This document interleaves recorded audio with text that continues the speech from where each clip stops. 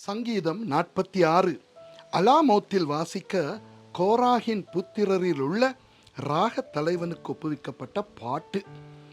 தேவன் நமக்கு அடைக்கலமும் பலனும், ஆபத்து காலத்தில் அனுகூலமான துணையுமானவர்.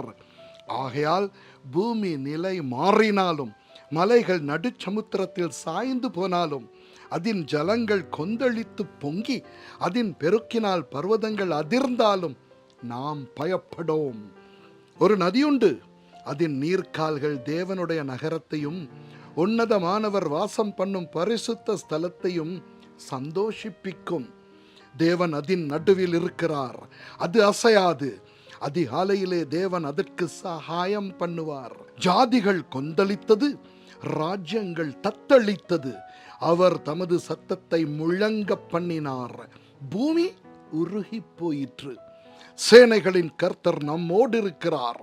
யாக்கோபின் தேவன் நமக்கு உயர்ந்த அடைக்கலமானவர். பூமியிலே பாழ்கடிப்புகளை நடப்பிக்கிற கர்த்தருடைய செய்கைகளை வந்து பாருங்கள்.